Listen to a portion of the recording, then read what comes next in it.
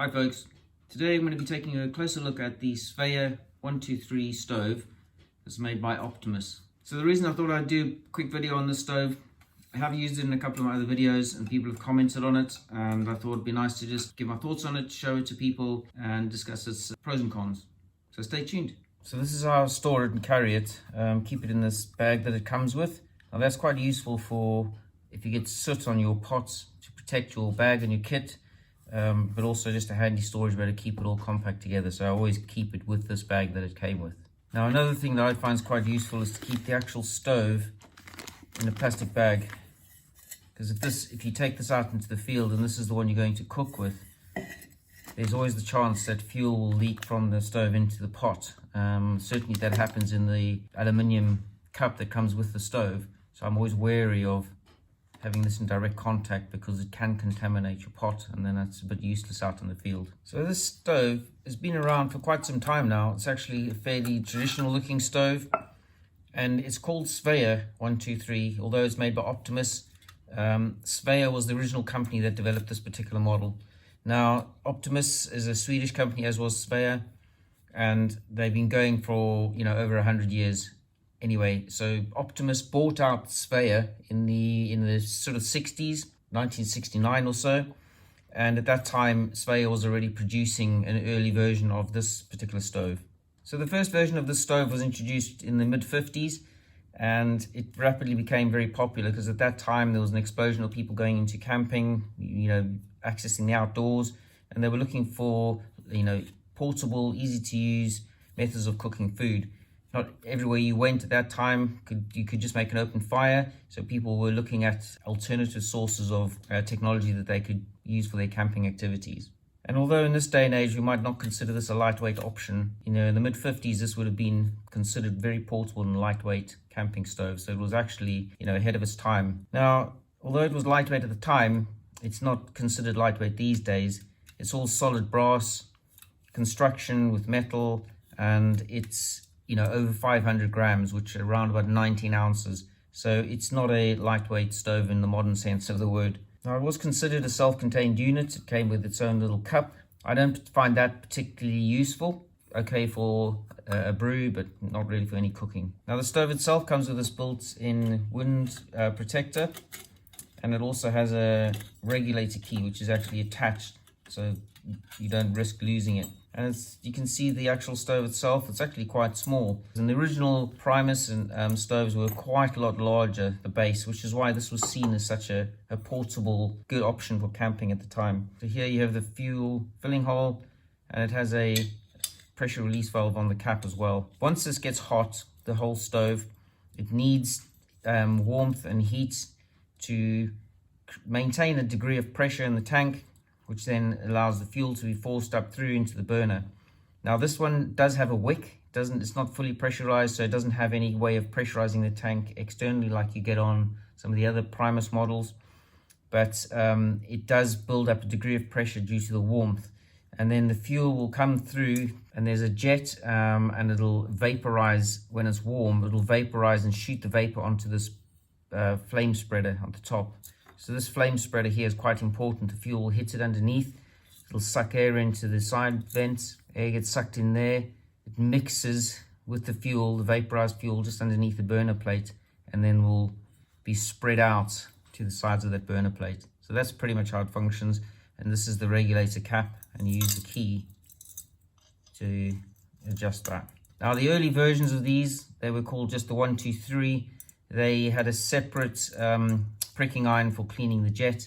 On this model, which is the 123R, which is the only one you can get these days, it actually has a built-in self-cleaning needle for cleaning the jet. So if there's any soot build-up, you just turn the key until the point where actually at the fully open position, the needle that's built in will free the jet of any soot. Now for the fuel that you should use, it does say on here, it says benzene, and it's got benzene in a number of languages, but it also says petrol, which is a bit unusual because the instruction manuals that come with these things say don't use any kind of petrol or fuel like that, or gas. What you should be using, and the only thing they really recommend, is this Coleman fuel that is designed for using with lamps and with stoves. I think some of the modern fuels have additives which will damage the internal workings and the brass. So that's why I think they recommend you only use fuel that's designed to be used in that stove. Now, in order to get the stove going, it does need priming. And all the priming is doing is heating up the pipework and the jets to enable the fuel to be vaporized when it hits the burner plate. So in order to prime it, there's a well at the top, and you fill that well with some fuel. Now, sometimes they say you can warm up the internal fuel with your hands and then open the valve and enough seeps out, which you can then light. Some people recommend or use alcohol type fuels to do the priming, but I've seen that usually that'll discolor the brass quite a lot, so I don't like using it. And you have to take two separate fuels. There's no point. You can just use the fuel in the tank. What I tend to do is just fill the well up externally, light it, and then everything starts warming up to the temperature you need.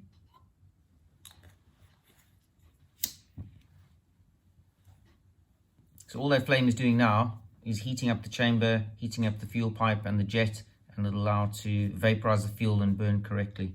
It's important not to leave the key attached when it's running, because that will get really, really hot and you won't be able to use it. So just take it out every time after you've adjusted it, remove the key.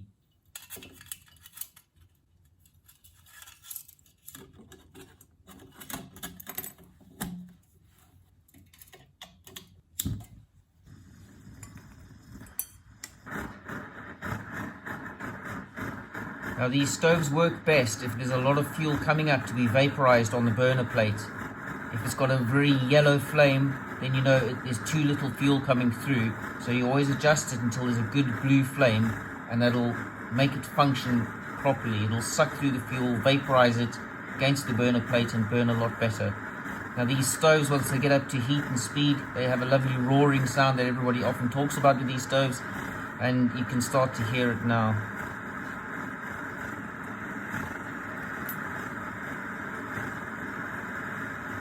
So now you can see the burner plate starting to glow red from the heat, and that's going to start really running optimally now, pulling the fuel through, vaporizing it and burning very well. Now, claim is from the manufacturers that these can run for just under an hour with a full tank. I've never really tested it, but they do run for quite a while on one tank of fuel. What a lovely piece of engineering that is. Now, to extinguish the flame, just turn all the way to the right, and that just blocks off the jet. It's just the last remnants of the fuel burning off. Now, the cup that it comes with, as I said, it's quite a small little aluminium cup with this funny handle. You have to make sure you get it the right way before you obviously try and lift it up. It's only enough really for 1 cup of tea or something, so quite limiting.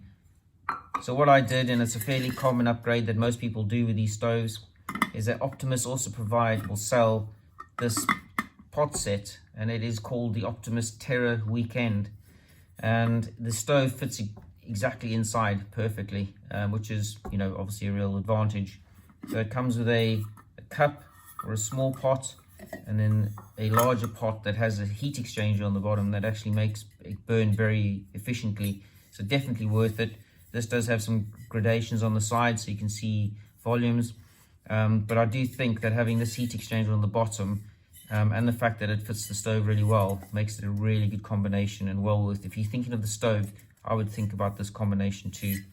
It just has these clip out handles on the pot as well as on the cup.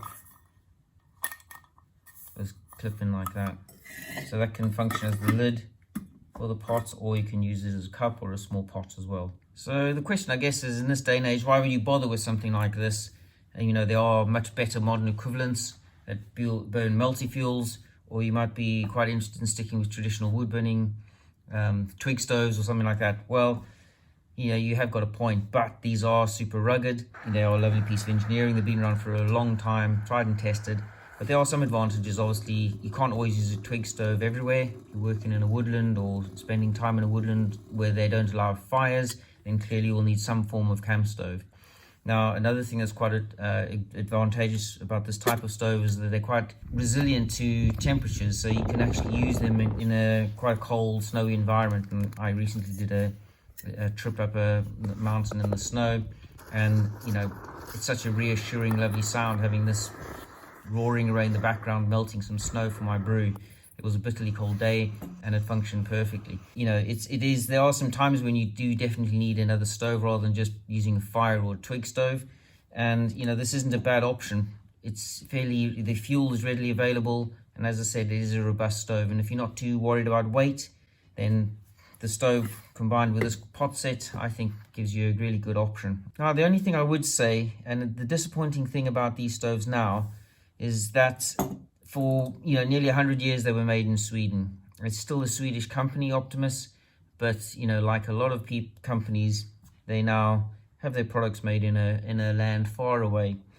They still say Sweden on the tank, but it no longer says made in Sweden. It just says Optimus Sweden. The actual packaging that the stove came in didn't actually say where it was made, although I believe the stoves are made in Taiwan. The packaging for this pot set did say made in China. So both these products are no longer made in Sweden, which is a real shame, because I know there are other companies, and I think Optimus do make their multi-fuel. I believe they still make that in Europe. But it's a shame they outsourced the manufacturing of this. From what I can see, there's no change in quality. It's still a very good quality product, so it's not going to affect the functioning. It's a shame they had to make that decision for whatever reason they did. So that would be one disadvantage. I think the other one would be weight. It is heavier than a lot of modern stoves, and you do need to carry your fuel with you. Once again, thanks for watching, and I'll see you next time.